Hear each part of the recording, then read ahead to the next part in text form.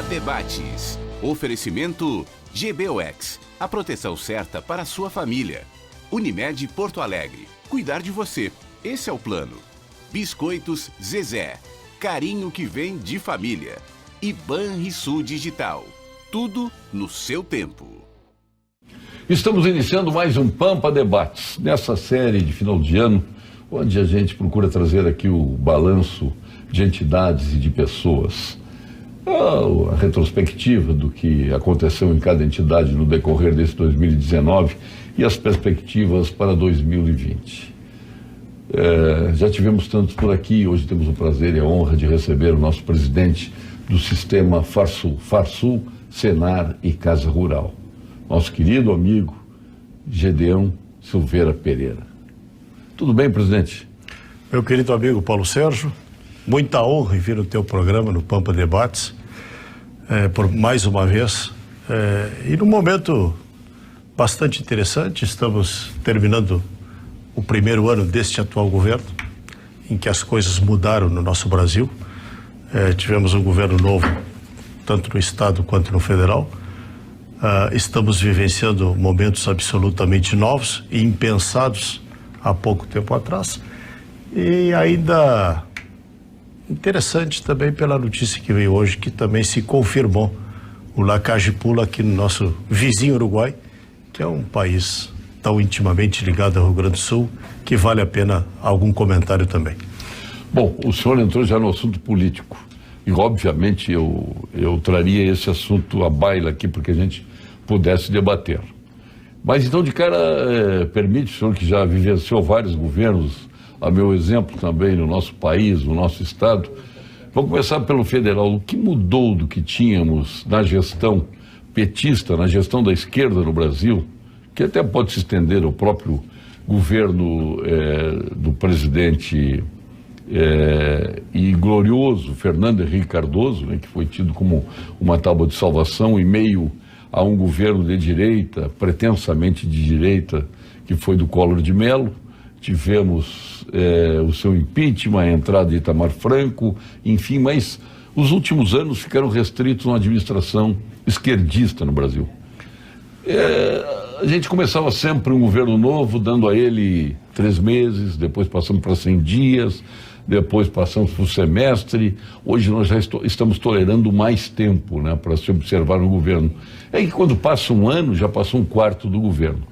Mas cabe uma avaliação da sua parte, o que mudou em relação ao que tínhamos com a esquerda plena no Brasil e o que temos hoje com Bolsonaro, que se diz de extrema-direita, que eu até não considero assim, considero um governo de direita, até a composição do próprio ministério. Se o presidente é um homem de extrema-direita, eu acho que o ministério ele é mais ajustado na questão da direita. Mas a sua avaliação? Olha, Paulo Sérgio, eu diria que mudou tudo.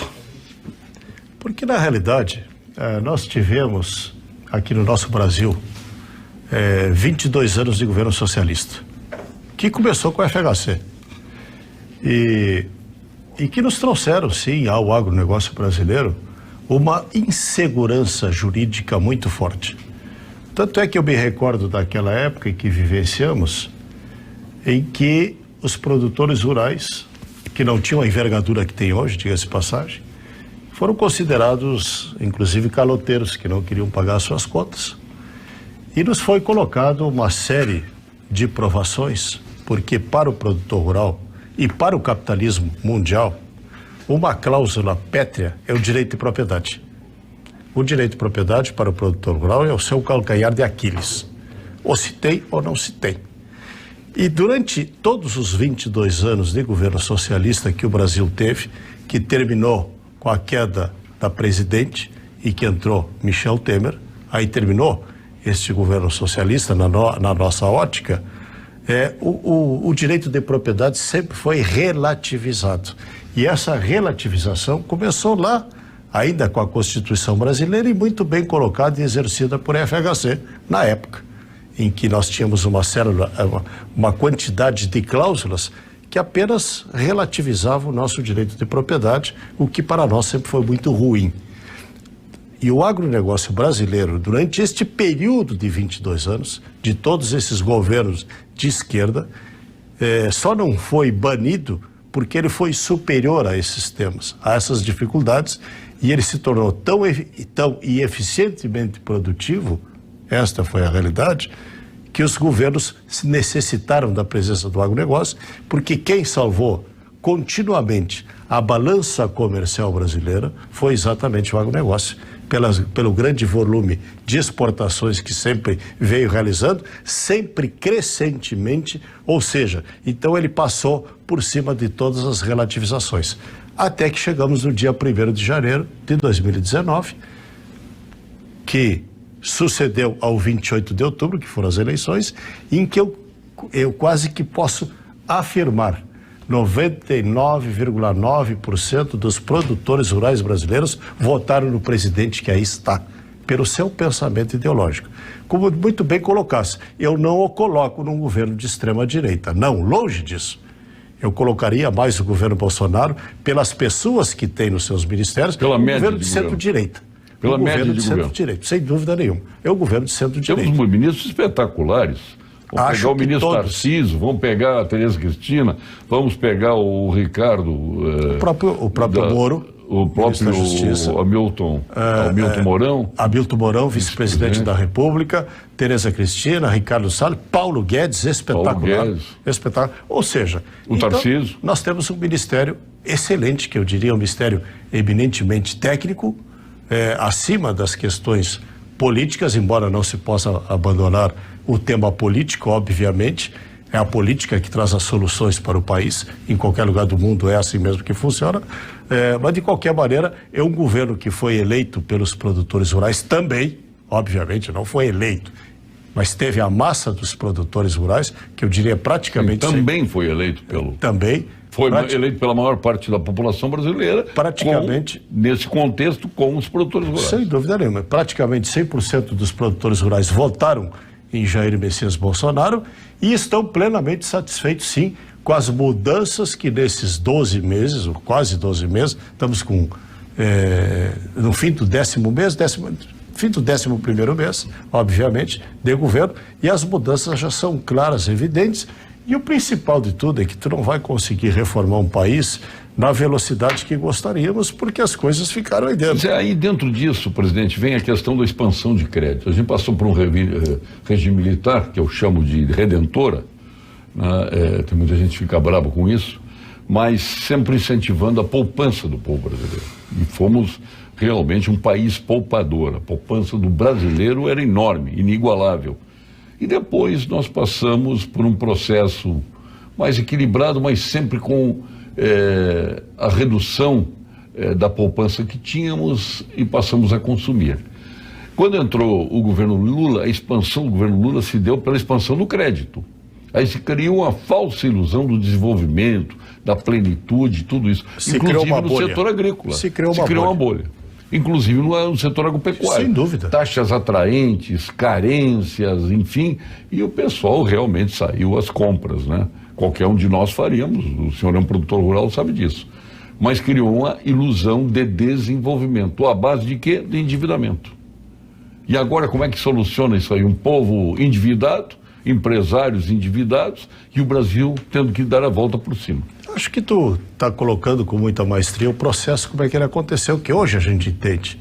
Foi basicamente em cima do BNDES, Banco Nacional de Desenvolvimento Econômico e Social, onde o governo Lula distribuiu dinheiro do Sem Terra ao JBS, todas as cadeias produtivas, onde aqui nós estávamos agrada gregos e troianos.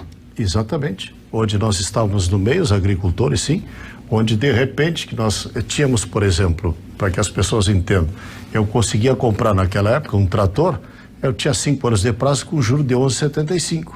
E de repente o mesmo trator me foi ofertado com 10 anos de prazo com juro de 4,5.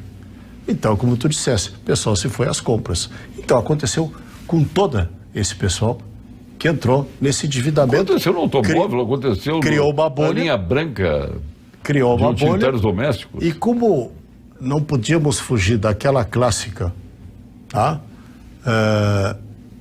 socialista, que a Margaret Thatcher sempre afirma com muita categoria, afirmava com muita qualidade, o socialismo acaba quando acaba o dinheiro dos outros.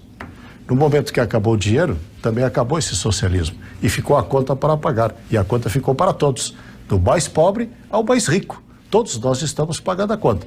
Como resultado disso, ainda no governo Dilma, que já tinha acabado, o que nós tivemos? Um decréscimo de 4,5% ao ano.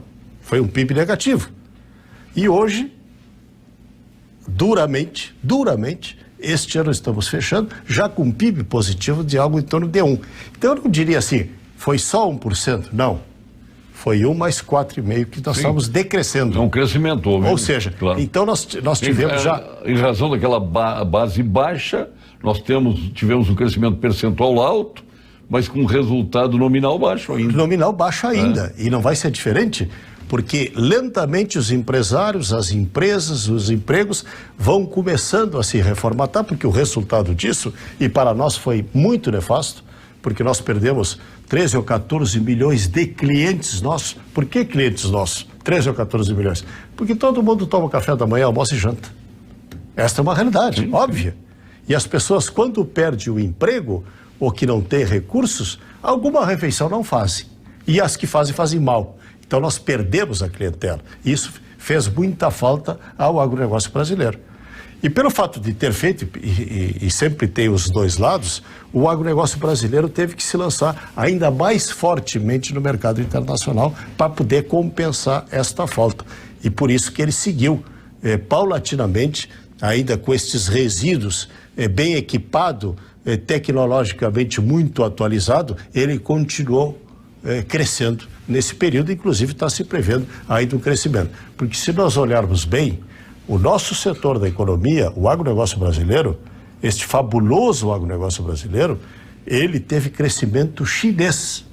Nós sempre que gostamos de olhar o crescimento da China, se nós olharmos que há 30 anos atrás nós éramos um grande importador de alimentos e 30 anos depois nós somos os maiores exportadores e em vários rubros da nossa economia agrícola, nós somos o primeiro lugar. Exemplo das carnes, exemplo da soja, exemplo de suco de laranja e etc, etc. Ou seja, isto foi um fenômeno, uma epopeia de um povo que é pouco publicado, é pouco comentado, mas que foi o agronegócio brasileiro em todo esse período, apesar do socialismo. E por ele ter sido assim... Isso é muito divulgado, presidente, só que talvez não com a ênfase necessária. Né? Talvez sim. Precisava mostrar isso aí com a ênfase, como o senhor está mostrando agora. Isso é importante. E eu te colocaria... Porque senão passa na vida da gente, já passa isso aí. Né? Para os teus telespectadores, nossos telespectadores entenderem, eu vou trazer uma medida absolutamente nova do agronegócio brasileiro. O agronegócio brasileiro, num país de 200 milhões de pessoas, que é o Brasil, produz alimentos para 1 bilhão e 600 milhões de pessoas. É uma medida nova, sob o ponto de vista do consumidor. Quer dizer que nós temos um excedente exportável do Brasil equivalente a mais 1 bilhão e 400 milhões de pessoas. Por isso que a China está tão interessada no Brasil. Uma China. Esta é a nossa capacidade do agronegócio brasileiro hoje, frente ao mundo. Ou seja, e se nós não estivéssemos nestes grandes mercados, não fôssemos um player importante, nós aqui dentro morreríamos atolados em pilhas de grãos e pilhas de carnes. Não saberíamos o que fazer e, evidentemente, toda a economia brasileira, inclusive, iria água abaixo. Claro que nós estamos falando aqui com o nosso presidente do Sistema Farsul, estamos falando do agronegócio do Brasil, e quando se fala nisso, obviamente, nós estamos pensando do lado capitalista da coisa. Aí dizem aqueles esquerdistas sofridos com a derrota do comunismo puro, né? Que nós estamos nos rendendo ao comunismo chinês. Na realidade, nós temos que reconhecer que a China funciona porque é uma ditadura onde se manda fazer as coisas e as coisas acontecem, mas num regime capitalista. E eu diria que o regime chinês, para esse tipo de população, para esse volume de povo que tem, ela é absolutamente necessária. E eu fico até imaginando se a Rússia, a União Soviética da época, a União dos Países Socialistas Soviéticos, tivesse adotado o sistema chinês. Se Cuba tivesse adotado o sistema chinês, se a Albânia tivesse adotado, nós teríamos outros países diferentes. A Coreia do Norte seria muito diferente. Então não é achar que tudo está errado por ser esquerda. É que o chinês é muito esperto. Foi historicamente esperto. Não, eu te diria o Tanto seguinte. é que lá nasceu a industrialização. Né? Lá, a indústria de artesanato começou na China. Eu tive a oportunidade, Paulo Sérgio, de ir à China 3 vezes em menos de um ano. Eu fui 3 vezes em 6 anos. As últimas 3 missões do governo brasileiro, eu fui como representante da nossa Confederação Nacional da Agricultura e Pecuária do Brasil, que eu sou diretor de mercado internacional lá, e fui representando o nosso setor do agronegócio brasileiro nas missões. Ainda na última missão do ministro Blairo Maggi, em novembro do ano passado, maio com a ministra Tereza Cristina e agora recentemente com o presidente Bolsonaro e a ministra Tereza Cristina também, e mais a equipe de governo que estava, onde estava o nosso ministro Casa Civil, Onyx Lorenzoni, com muito excelente postura, diga-se, outro grande ministro. Se fortaleceu. Outro grande ministro que se fortaleceu. Ele começou fortalecido, enfraqueceu, e fruto do seu trabalho, ele voltou a se fortalecer e hoje sem dúvida nenhuma. Tanto é que nessa última missão ele teve uma postura destacada. Eu o assisti por diversas vezes. E na realidade eu saí cada vez mais apaixonado pela China. Por quê? A China, ela não é comunista. Ela é comunista na organização social. O Estado é comunista e o mercado é capitalista. Selvagem para ganhar dinheiro. Olha bem, é um sistema híbrido não praticado na história da humanidade. Mas de onde vem a frase, todos temos que ficar ricos? Essa é a lógica. Aí o Deng Xiaoping completou, todos temos que ficar ricos juntos, porém uns ficarão ricos antes dos outros. Essa é a lógica do capitalismo, é a lógica do lucro. Deng Xiaoping, e aqui parece que lucro é pecado capital. Deng Xiaoping criou uma frase lapidar: não me importa a cor do gato desde que ele casse o rato. E foi o que ele praticou. E este atual mandatário, Xi Jinping, continua praticando. E eu diria até que hoje ele é o homem mais poderoso do mundo. Também acho. Porque parabéns. Donald Trump tem um período limitado na democracia americana, poderá ser reeleito ou não, mas Xi Jinping está com os poderes ad eternum. Que se autodeterminou pelo Partido Comunista. O Xi Jinping, ele não se enfraqueceu com o passar dos anos. O passar dos anos fortaleceram ele e ele se fortaleceu. Sem dúvida Pela nenhuma. qualidade da sua administração. Sem dúvida nenhuma. Então nós temos hoje uma China evidentemente capitalista, extremamente capitalista, selvagem, hein? São mais capitalistas do que nós.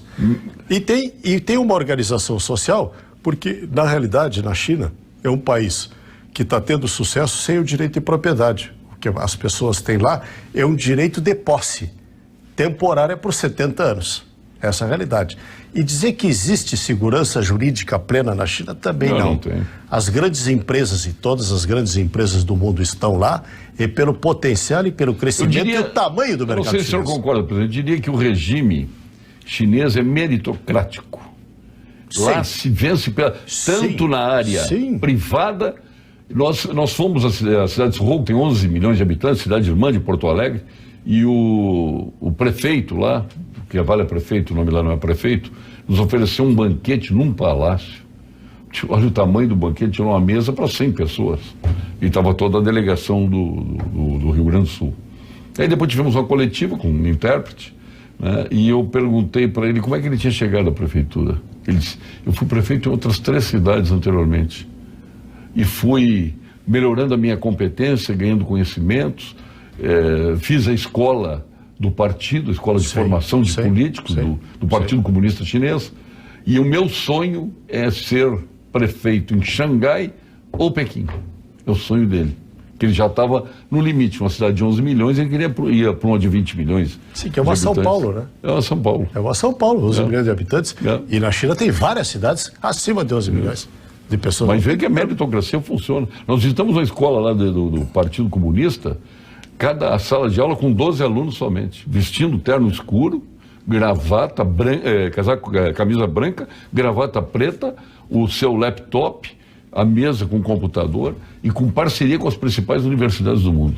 Eles têm, nós podíamos dizer que eles têm uma organização social e uma disciplina pelo respeito ao público, que talvez o nosso povo não suportaria esse tipo de situação. Talvez, acho que não suportaria não. Porque tu anda naquelas imensas cidades, exemplo de Xangai, exemplo de Pequim, e tu não é capaz de ver num viaduto daquele sequer uma pichação. É tudo impecável. Impecável. As plantas impecáveis, as flores no seu lugar. Os viadutos cobertos de verde. Cobertos de verde, aqueles pilares. E viadutos. Um dia eu estava em cima de um viaduto em Xangai, que passou lá do edifício, me deu o trabalho de contar. Eram 11 andares o prédio. E nós estávamos à altura do 11º andar do viaduto. E o senhor foi, do centro de Xangai para o aeroporto. Exatamente. Quantos quilômetros tem aquilo lá? É isso aí. Todo iluminado. Um negócio espetacular. Não, realmente, hoje Xangai, podemos dizer que é uma das cidades mais belas do mundo. É uma cidade ocidentalizada. Investimentos espetaculares. A gente nem percebe que está na China. Exatamente. Para mudar um hábito, ouça o recado da nossa Unimed. Mudar um hábito é vencer desafios todos os dias. Eu desafio você a colocar mais cor no seu prato. A fazer amigos no modo offline. A respeitar o planeta, nos mínimos detalhes. A fazer da gentileza uma prioridade. E mesmo quando parecer impossível, ser mais forte que o sofá. Acesse mudeumhabito.com.br e escolha um desafio para você e compartilhe. Cuidar de você. Esse é o plano Unimed. Viu só, presidente Gedeão? Aqui o bem-estar está sempre em pauta. Pensando no que é melhor para os seus cooperados, a Unicred é a primeira instituição financeira cooperativa do Brasil a não aderir à nova proposta de cobrança de tarifa extra sobre o limite do cheque especial, que entrará em vigor no início do ano que vem. Esta é a maior prova de que a Unicred se preocupa mais com as pessoas e menos com os números. E vamos agora às informações do Conselho Regional de Medicina do Rio Grande do Sul. Plantão Cremers. Os problemas da saúde no Brasil não se resolvem com a simples contratação de mais profissionais. Não faltam médicos, falta estrutura, condições de trabalho. A abertura indiscriminada de mais cursos de medicina tem feito a qualidade da formação cair consideravelmente. Precisamos priorizar a excelência. É isso que o Conselho Regional de Medicina do Rio Grande do Sul defende. Acesse por maissaude.com.br e saiba mais. Presidente Gedeão, França, Itália, Chile, Argentina, ou Portugal, ou mesmo o Vale dos Vinhedos aqui no Rio Grande do Sul, a Vinhos do Mundo importa os mais emblemáticos rótulos de cada país, para que você viva o melhor do universo dos vinhos. A Vinhos do Mundo se especializou em vinhos para atender a você, a mim, a todos nós.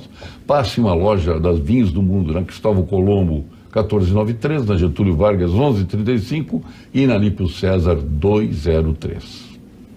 E agora chegou o momento do quadro de saúde aqui no Papa Debates. Vamos ao nosso PhD em Oncologia, aliás, na área de Oncologia, o mais premiado médico brasileiro no exterior, que hoje faz um trabalho magnífico no Hospital de Clínicas, também no Ernesto Ornelis, onde desenvolveu um centro oncológico novo, o nosso Gilberto Schwartzman. Fale, doutor Gilberto. Olá, Paulo Sérgio. Tu sabias que há hoje alguns tipos de câncer de pulmão que podem ser tratados com comprimidos? Isso mesmo, comprimidos pela boca, nada de injeções na veia. São tratamentos menos tóxicos e bem mais ativos. E são usados em tipos especiais de câncer de pulmão que possuem alterações detectadas em testes moleculares. E esses testes são hoje acessíveis a todos. O paciente com câncer de pulmão ou seu familiar que tiverem dúvidas sobre isso devem conversar com seu médico. Como melhorou a medicina, não é mesmo, Paulo Sérgio? Um abraço. Grande abraço, doutor Gilberto. Esta crise americana, chinesa, esta disputa comercial, que o Trump é impositivo, na realidade ele quer tirar dividendos para os Estados Unidos. Ela em que beneficia a agropecuária brasileira, especialmente a agricultura? O princípio do presidente Trump, United States First, jobs, sim, jobs sim. And jobs, que é o princípio dele criar empregos na economia americana. Isso estava colado na campanha dele. Porque, na realidade, a economia chinesa é altamente superavitária, criou este embaraço, que não é bom, possivelmente não seja bom para a economia mundial, mas, de qualquer maneira, o agronegócio brasileiro se fortaleceu com essa crise. E nós tivemos benefícios, sim. Por que nós tivemos benefícios? Um país que cresce 7% ao ano, que é o caso da China, e que coloca mais ou menos uma Argentina por ano na sociedade de consumo, e são estômagos adultos que entram na sociedade de consumo, não é o crescimento vegetativo da população, mais ou menos 40 milhões de pessoas, isso significa que nutrição, alimentação é segurança nacional. Porque as pessoas, depois que experimentam as benesses do exercício capitalista, que é o enriquecimento da população, as pessoas passam a comer bem e até a esbanjar. Isso eu tive a oportunidade de ver agora recentemente na China, o excesso de comida em cima das mesas de qualquer chinês. De qualquer ambiente que a gente chegasse, ou fosse restaurante, ou numa estação experimental da China, que nos convidaram para almoçar, nós éramos 40 empresários brasileiros e tinha comida para 150. Quer dizer, algo paradoxal, eu diria assim. Então a China se tornou também dependente das importações de alimentos, notadamente do Brasil. Por quê? Hoje nós temos uma interdependência muito clara. A China precisa do Brasil para comer e o Brasil precisa da China para vender. Nesse meio tempo, porque a agricultura americana... Bem que rápido o Bolsonaro entendeu isso, ele meio quis comprar uma saída assim, mas teve entendeu rápido. Teve uma participação muito forte aí da nossa Confederação Nacional da Agricultura, aliada à ministra Tereza Cristina, para levar esse entendimento ao presidente Bolsonaro não briguemos com e ao ministro Ernesto Araújo do Itamaraty, onde nós estivemos presentes.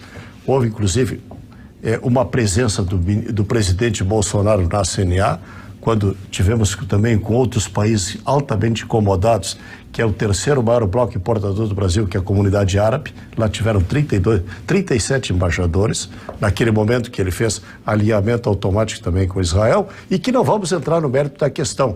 Israel é importantíssimo em tecnologia, um país espetacular. O mundo árabe é um cliente em potencial e muito importante do Brasil, é o terceiro bloco que mais nos compra do agronegócio, e o americano, apesar de nós termos uma cultura muito americanizada, obviamente, nós fomos criados com o seriado americano, com a cultura americana, etc, etc. Só que lá no mercado internacional, os produtos que nós vendemos no agronegócio também são que os americanos vendem.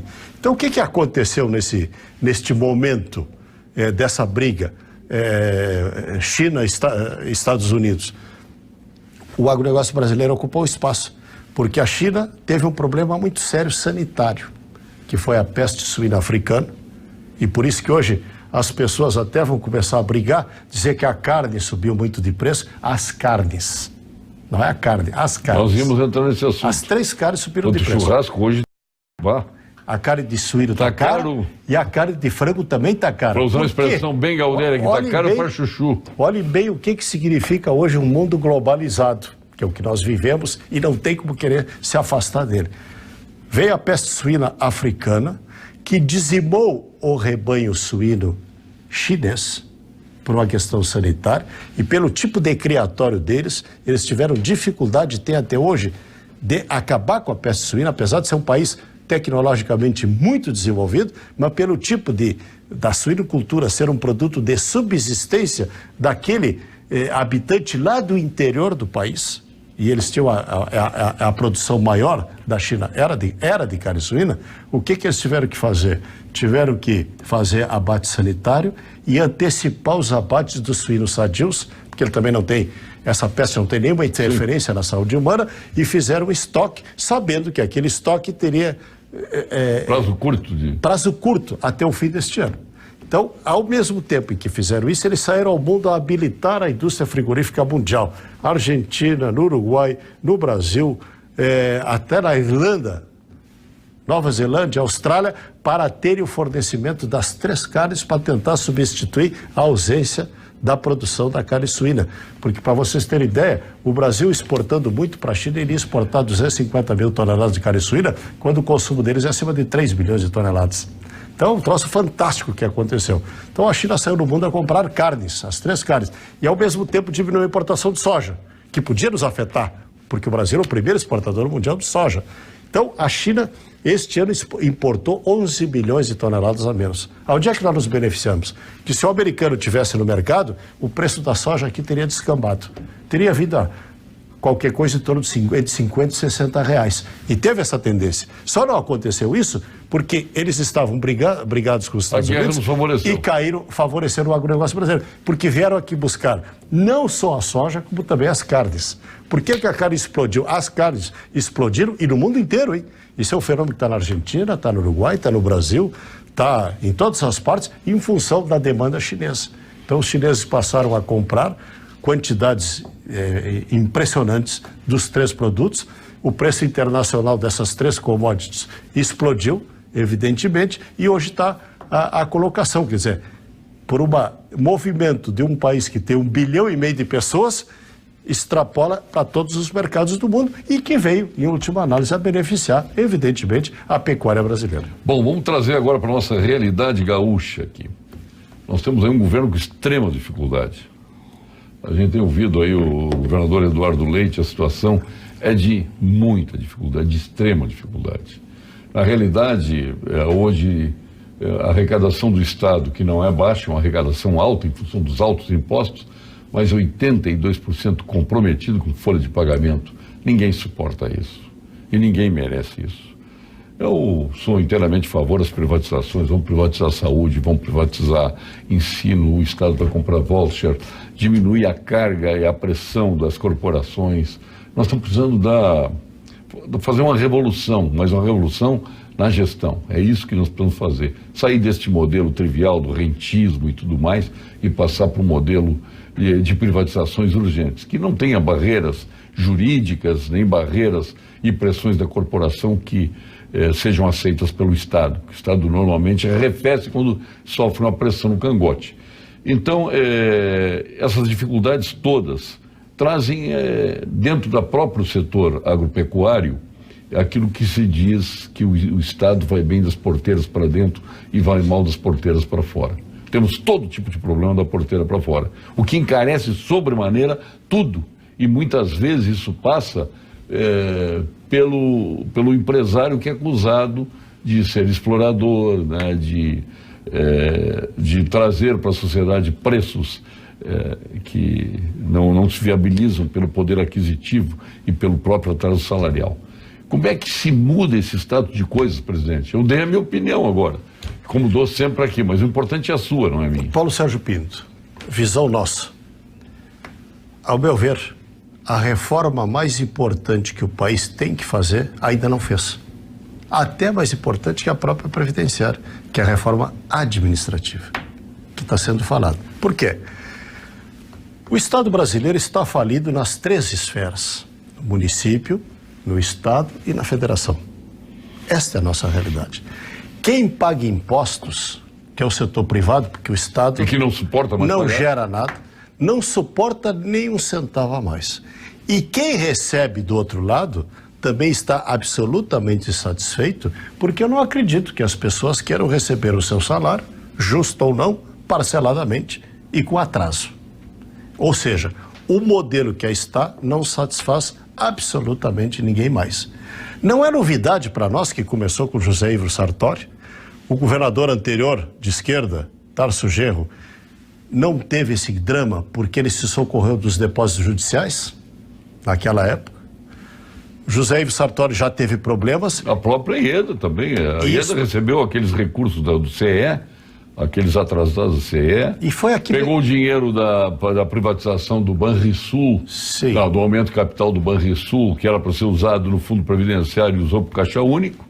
Tudo claro, autorizado pela Assembleia Legislativa. Sim, mas vieram, então mascarou, mas vieram paliativamente resolvendo. Agora estourou tudo nesse governador que está, maquiagem, né? Eduardo Leite, que não tem mais solução. Então, me parece que o caminho passa pela reforma administrativa que tem que ser feita lá no Congresso Nacional. Porque não é possível.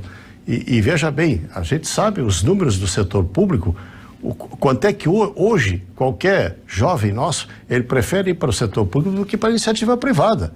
Porque além de ter a estabilidade no emprego, veja bem, ainda tem estabilidade no emprego, são os salários mais elevados. E esses salários vão integralmente para a Previdência, diferente do setor privado, que vai limitadamente para a Previdência e com valores bem aquém.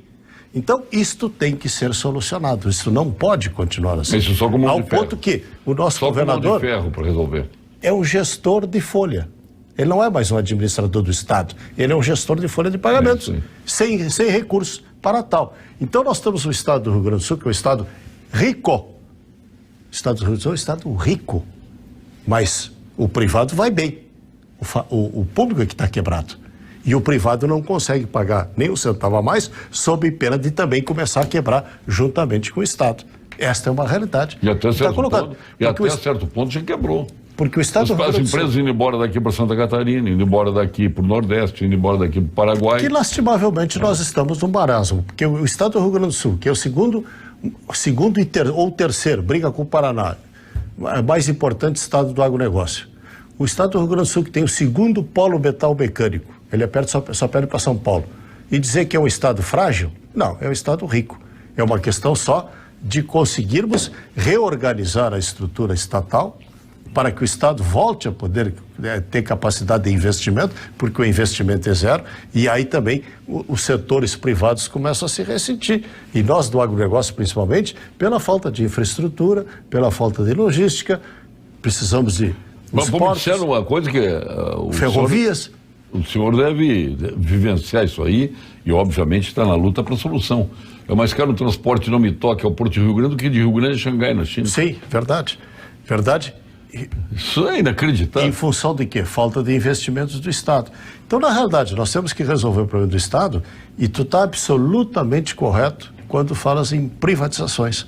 Eu acho que o Estado não pode ser empresário. O Estado empresário deu no que deu, porque não tem nenhuma empresa estatal que ela se torne superavitária, via de regra, elas se tornam deficitárias pelo cabide de emprego, pelo excesso de gente. Pelo excesso de gente que vai para lá, termina inviabilizando estes processos administrativos. Então nós temos que privatizar. E dizer que não dá para terceirizar, dá para terceirizar a educação, dá para terceirizar a saúde, sai mais barato para o Estado do que segurar. E na realidade, a única coisa que eu diria que não é terceirizável é a segurança.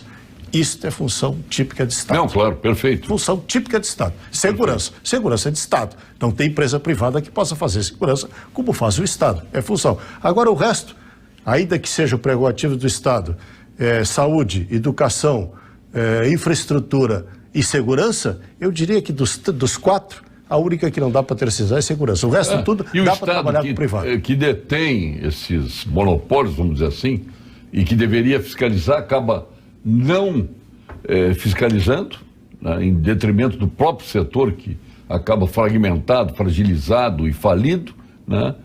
E se privatizasse, o Estado poderia se dedicar inteiramente à fiscalização.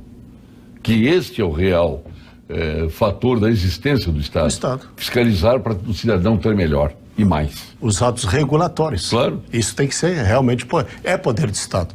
Então, na realidade, nós estamos vivendo um momento extremamente difícil, mas eu diria assim, ó... O senhor acha que o governador Eduardo Leite tem cacife político para fazer isso? Eu te diria vontade ele tem. Força eu acho que ele tem. Agora, será que ele tem cacife político para aprovar na Assembleia e nesse conjunto dessa obra, a Assembleia e o próprio governo resistir às pressões, e aí entra o Judiciário também? Este governador Eduardo Leite, na minha concepção, ele esteve bem até o presente momento, porque ele já conseguiu dar passos, e dialogando com a Assembleia Legislativa, que o José Ivo Sartori não conseguiu dar. Até por culpa da própria estrutura do PSDB, partido do Eduardo Leite. Ele, na realidade, conseguiu o plebiscito para as privatizações, que o José Ivo Sartori não conseguiu, e possivelmente o ano que vem já está sendo estabelecido um modelo de venda de 3 grandes empresas estatais, que é a CE, a Sulgás e a CRM. Ou seja, é um passo importante. Tem muita dificuldade... Tem que ver a cara de pescoço, de dialogar, quem vai ficar. Dialogar com os corporativismos, onde nós temos aí a presença do Judiciário, onde temos a presença do Ministério Público, que é uma situação bastante delicada, e que eu diria, não vou entrar no mérito da questão, porque na realidade, sim, enquanto o Executivo está sendo parcelado, o Judiciário não.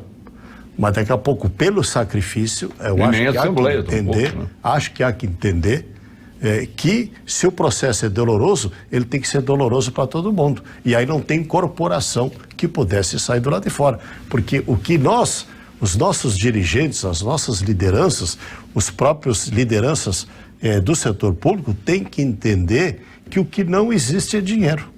Esta é a realidade. Acabou.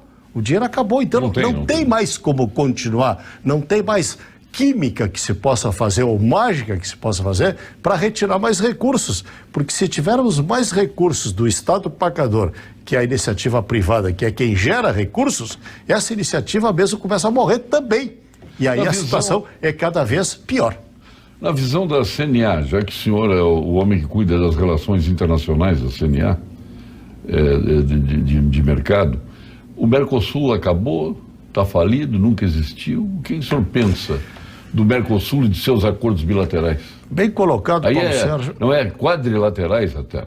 Eu diria o seguinte, ó. Eu digo bilaterais porque uma vez ouvi de um empresário argentino. O Mercosul nada mais é que o brasileiro achando que sobrepuja o argentino achando que sobrepuja o brasileiro, e estão se lixando para o Uruguai e para o Paraguai. Não, na realidade, nós não temos Mercosul. E acabamos de fazer um acordo com a Comunidade Econômica Europeia. Este sim um bloco econômico. Porque qual é a diferença? Lá quando qualquer um de nós vai à Europa, e várias pessoas vão à Europa, quando elas passam de uma fronteira para outra, é apenas um sinal geográfico que tem uma placa. Olha, aqui terminou. Aqui é imperceptível até. Aqui é a fronteira de país A com país B. Vai passando, bom, mas já passei na fronteira. Já passei. Ou seja, não existe. E do lado, se tu vais por uma rodovia, do lado vai um caminhão carregado, que não é barrado. É uma compra que alguém fez na Espanha e que levou para a Bélgica, que daqui a pouco carregou na Bélgica, levou para a Itália. Isto é um bloco econômico. Aqui no Mercosul não existe. O que nós temos são 4 países com acordos tarifários. Eu sempre critico muito o Mercosul, que a única coisa que nós temos de comum hoje é a placa do automóvel. E diga-se passagem, tu chega na fronteira, a tua caminhonete pratica o bloco econômico. Agora, tu como pessoa, não. Tu tem que parar na aduana, tirar o teu certificado de imigração, seja lá o que for, e o teu veículo Carta verde? Ou seja, carta verde... Não, mas carta verde até está bem. É seguro, carta verde é seguro. Mas quer dizer assim, o teu veículo é livre, tu não é. E se tu vier com algum Mas não precisaria, é uma obrigação que nem precisaria mostrar. E se tu vier com algum tipo de carga... É um problema teu. Viu? Algum tipo de carga no teu veículo que não é permitida, tu pode até perder o veículo. Então nós não temos um bloco econômico, nós temos um acordo tarifário. E um acordo tarifário que, de certa maneira, ele se autoprotegeu com tarifas externas por causa das ineficiências internas, que é isso que nós acabamos de falar, peso do Estado em cima do empreendedor. Tanto é que hoje, o que é que nós olhamos? A indústria brasileira só consegue vender para a Argentina, a indústria argentina só consegue vender para o Brasil. E pelo Uruguai e Paraguai, que não interferem neste procedimento. Fizemos um acordo com o mercado comum europeu, que, ao meu ver, sobre a ótica do agronegócio, a grande vantagem deste acordo é que vai obrigar o Mercosul a se modernizar, a abaixar o seu custo, porque os nossos custos não nos permitem competitividade com ninguém. A China vem aqui no Brasil, compra uma matéria-prima, leva para lá e traz para cá e ainda nos vende mais barato do que é produzida aqui. Nós só conseguimos ser competitivos no agronegócio, porque nós vendemos o produto, ele vai, alimento, vai embora. Mas a nossa indústria não é. E a indústria não é do Mercosul. Então, Mercosul não existe. Essa é uma realidade. E o empresariado brasileiro, de um modo geral, ele, a não ser essas trocas industriais, ele também gostaria de ver novos horizontes, novos acordos tarifários. E tanto é que o Brasil... Agora o Paulo Guedes já anunciou uma possibilidade de algum tipo de acordo de livre comércio com a China. Estamos trabalhando livre comércio com o Canadá. Estamos trabalhando a possibilidade de livre comércio com a Coreia do Sul, que é outro grande importador de alimentos.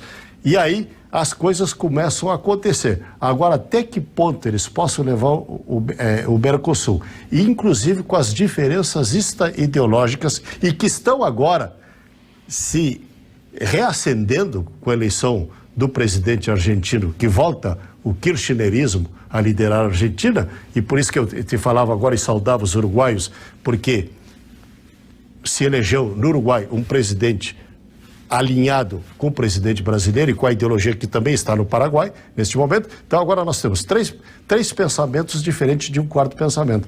Então nós não vemos possibilidades. Por detalhe, nós tivemos 4 aqui, né? por detalhe. Então, nós não vemos grandes possibilidades no Mercosul, não. Nós estamos, pelo menos do nosso setor, do agronegócio, a nosso olhar nem é para a Europa, é para a Ásia. Nós vamos agora ao ponto final, para voltarmos com o nosso presidente do Sistema Farsul Cenário e Casa Rural, Gedeon Pereira. Gimo, qualidade comprovada, nos levam ao ponto final. Ponto final, oferecimento produtos Gimo, qualidade comprovada. Presidente Gedeon, nós temos esses movimentos aí em toda a América, o Chile padecendo de movimentos de rua aí catastróficos, ninguém imaginaria isso. Já vivenciamos isso no Equador, vivenciamos recentemente também no Peru. O presidente a Bolívia renunciou, a Venezuela é o que estamos verificando, uma eleição da esquerda na Argentina. Então tem movimentos aí que podem afetar, né, os conceitos e aquilo que se imaginava quando o Macri venceu na Argentina, né? A América Latina está mudando de rumo. Só que isso foi até certo ponto, porque o próprio Macri, que foi o ponta de lança dessas mudanças, acabou sucumbindo. Não sei se é incompetência, não quero avaliar isso, porque eu não me aprofundo em economia nem em política argentina, mas ele sucumbiu para uma esquerda que levou a Argentina ao caos, né? E povo a gente sabe, né? Povo não tem memória.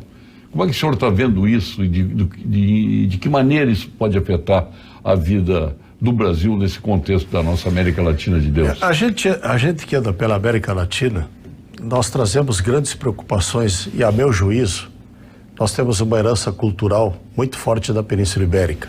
Tanto é que a Península Ibérica, que Espanha e Portugal, que foram potências mundiais lá na Idade Média, sim, os grandes descobrimentos mundiais da época foram feitos por Espanha e Portugal, domínios territoriais. Espanha e Portugal eram maior que Inglaterra naquela época, sim, sem dúvida nenhuma. Eles pegaram os melhores territórios do mundo, ou seja, eles outrora foram potências. E possivelmente... Colonizadores. E possivelmente isso tenha criado uma cultura, a meu juízo, pela minha maneira de ver as coisas, de que nós temos uma mentalidade que o Estado é provedor. Não somos nós que promovemos o Estado é que tem que nos promover. Porque a identidade cultural da América Latina é impressionante.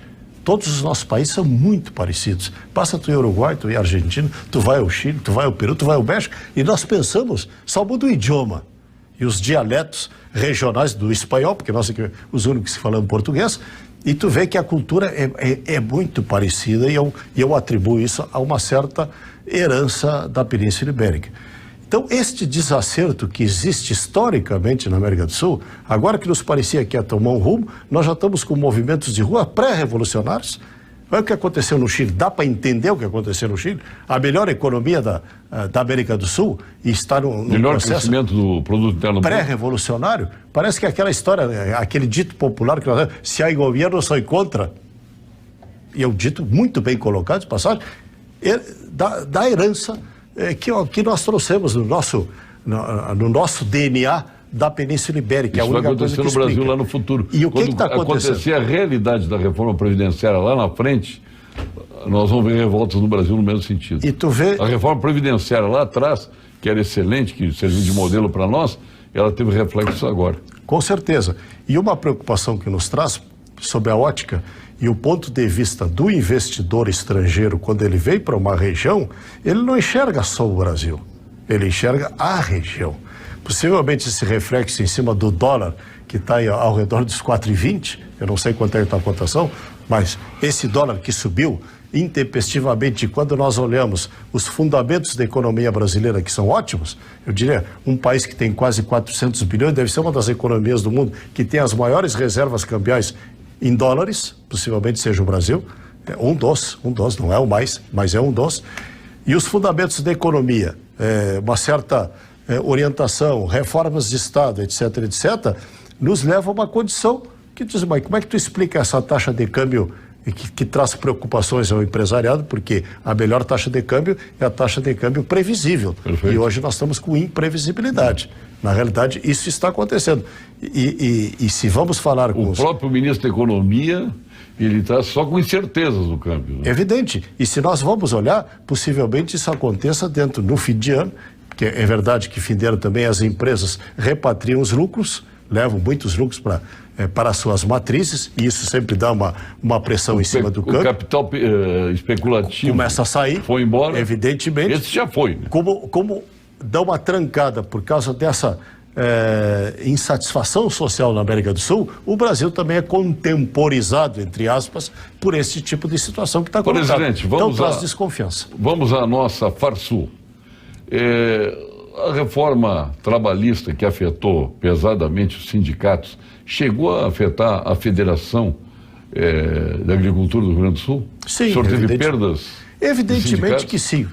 Paulo Sérgio. Mais importante, perdas todos tiveram. Agora, em que percentual o senhor perdeu? Sou muito claro que quando houve a reforma trabalhista, nós, sistema sindical, agropecuário, patronal, nacional, nós estávamos favoráveis à reforma trabalhista, porque não era possível nós continuarmos com o desenvolvimento econômico, com esta baixa empregabilidade, com uma legislação anacrônica que, em vez de proteger o empregado, ela tira o empregado para fora. Esta é uma realidade, porque não há essa liberdade e uma interferência muito forte da Justiça do Trabalho em cima do empresariado do modo geral. Tanto é que a gente tem uma noção jurídica que a Justiça do Trabalho é uma justiça que cuida de um chamado hipossuficiente. Até não sei por que a palavra hipossuficiente, quando todas as pessoas deviam ter absoluta igualdade perante a lei. Então, nós éramos favoráveis e somos favoráveis à permanência e até ao aperfeiçoamento ainda das leis trabalhistas brasileiras, sob pena de nós cada vez perdermos mais empregados. E, na realidade, o que nós precisamos ter é gente trabalhando. Porque a grande maioria das pessoas precisam de trabalho, precisam de emprego. E quem cria já emprego... disse Getúlio Vargas, que foi o ditador mais sanguinário que esse país teve, vou deixar bem claro isso, mas ele disse uma coisa importante. O único fator que aumenta a dignidade do ser humano é o trabalho. Sem dúvida nenhuma. O trabalho, não o emprego, é o trabalho. É o trabalho. trabalho. E a Justiça do Trabalho sempre se colocou contra essa posição. Historicamente, isso aí. Justamente por ela achar, dentro do pensamento deles, de tentar proteger o emprego, quando na realidade o que o empreendedor faz é cada vez querer ter mais emprego e mais máquinas para substituir mão de obra, o que não é bom. Quer dizer, é um avanço tecnológico? Vai acontecer? Vai. Mas nós temos que levar paralelamente treinamento de gente. Mas, em compensação, tem o outro lado. Quem é que fabrica a tecnologia? Sim, quem é que fabrica esse avanço tecnológico? O avanço tecnológico pressupõe que cada vez se tem que ter gente mais preparada, mais tecnificada, para poder manter a sua empregabilidade. E construir. Porque a tendência é toda essa indústria da tecnologia. Mas voltando ao tema central que tu trouxeste aqui, com a reforma trabalhista, nós perdemos a contribuição sindical obrigatória. E se não tivesse acontecido isso, eu te pergunto hoje como é que estariam as grandes centrais sindicais fazendo greves neste país. Olha bem, fazendo greve nesse país. Estavam destruindo o Brasil. Imagino que teria sido o movimento no julgamento do Lula, não tem? Esta é uma realidade. Então, todo mundo paga o sustentado então, te diria que essa paz que ainda nós estamos vivendo e que espero seja duradoura, deve-se a Michel Temer, que teve a coragem de fazer com o nosso... Olha aí, Marum. O nosso ministro Nogueira. Ronaldo Nogueira. Gaúcho. Gaúcho de Carazinho. Tiveram a coragem de fazer a reforma trabalhista. Isso está trazendo tranquilidade a este grande país. Porque tiraram o recurso, embora nós também perdemos, o nosso sistema sindical, a única consolo que eu tenho, levo aos nossos sindicatos, digo, nós somos empreendedores, empresários, vamos descobrir fórmulas de sobrevivência. Claro. E estamos descobrindo. E os sindicatos competentes, independentes. E estamos vendo, tanto é que nós somos aqui no Rio Grande do Sul. Da obrigatoriedade, estes vão sobreviver. Nós estamos aqui no Rio Grande do Sul com 138 sindicatos rurais e até hoje não fechou nenhum. Não fechou nenhum. E estamos conseguindo sobreviver. Diga-se passagem. Agora, é verdade, Zé Bom, vocês são sindicalistas? Eu diria não. Nós temos sindicatos rurais na defesa do agronegócio brasileiro. Sempre na tentativa de sempre levar mais tecnologia, Presidente, mais eficiência produtiva. Antes da sua mensagem final, eu tenho que lhe falar sobre os S's. cada vez que falo nos S's, me dá uma dor pensar que o ministro Paulo Guedes queira mexer em algo que deu certo.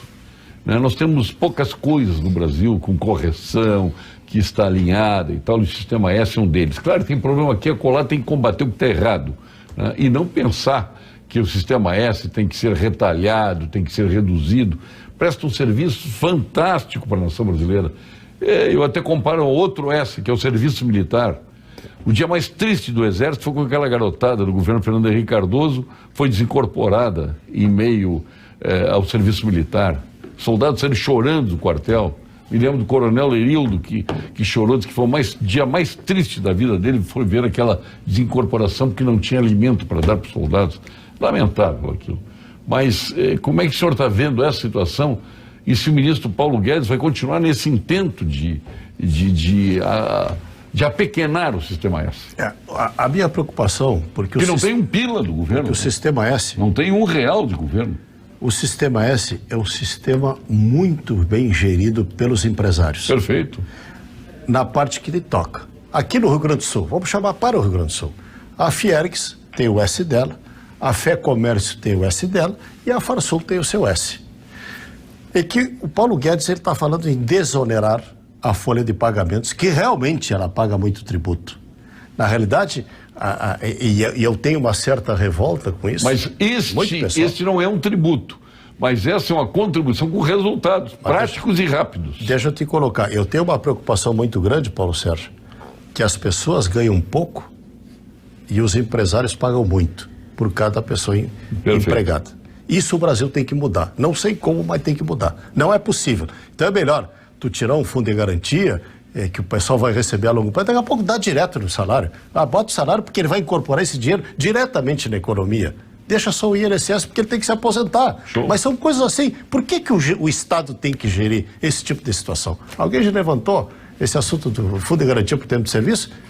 Então que eu pego isso aí e incorpore no salário da pessoa. No outro dia ela sai a consumir, no outro dia ela sai a movimentar a economia, mas não. Criam pilhas de dinheiro administrado pela Caixa Econômica. Remunerando pifiamente. Quer dizer, são coisas que foi criado pelo Estado, pelo gigantismo do Estado brasileiro, que tem que ser reformatado. Bom, mas voltando aos S. Então, Paulo Guedes se preocupa em desonerar a folha de pagamento e aí nós temos diferenças entre os S. Os S da indústria e do comércio recolhem na folha. O S da agricultura recolhe no faturamento dos empresários agrícolas. Cada vez que eu emito uma nota fiscal, que eu vendo um boi, que eu vendo uma vaca, que eu vendo 1 quilo de soja, que eu vendo 1 quilo de algodão, seja o que for, já sai descontado ali o meu cenário, que é 0,2%. Esta é a realidade.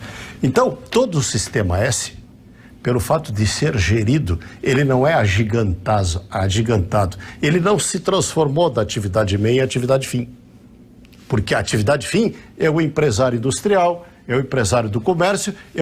Nós temos investido os recursos justamente na atividade fim, sem deixar eles incharem, sem deixar eles crescerem, porque senão eles seriam que nem o Estado brasileiro, se tornariam outro mal gigante e consumindo todas estas verbas. Então, há um equívoco sim em forma de pensamento, algumas correções se fazem necessárias, sim.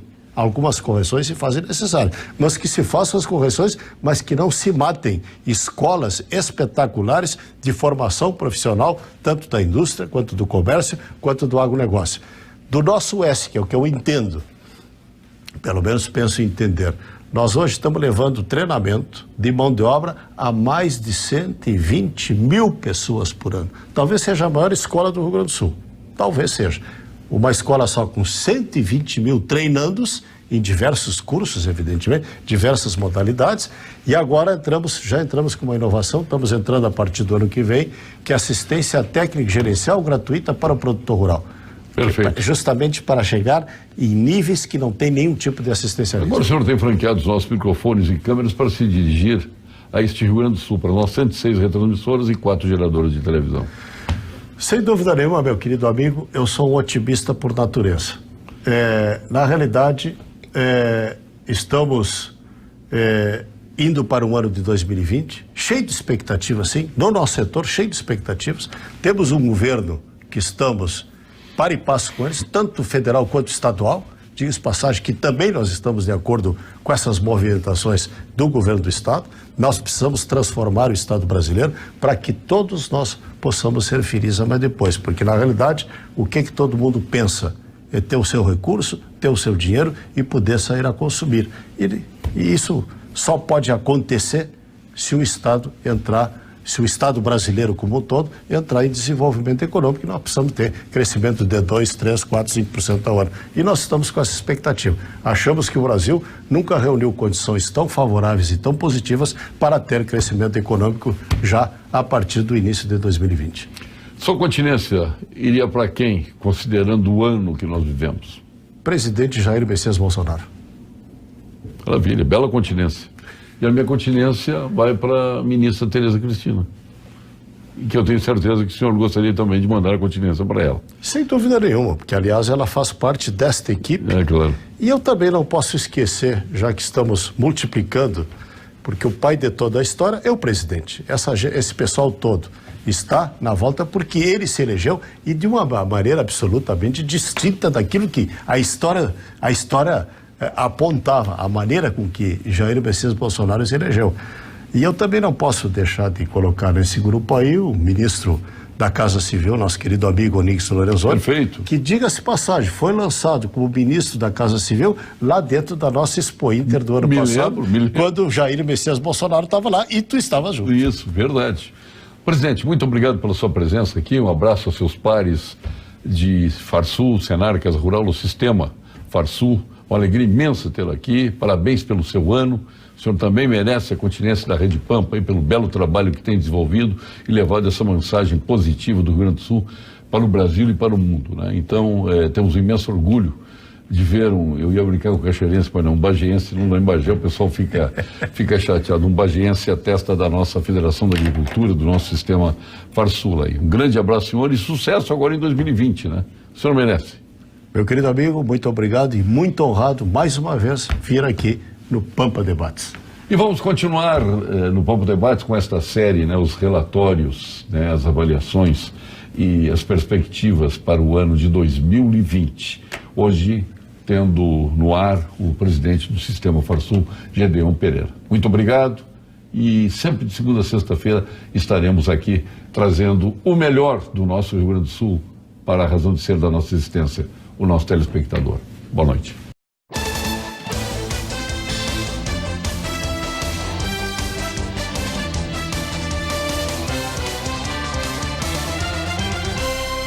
Pampa Debates. Oferecimento GBOX. A proteção certa para a sua família. Unimed Porto Alegre. Cuidar de você. Esse é o plano. Biscoitos Zezé. Carinho que vem de família. E Banrisul Digital. Tudo no seu tempo.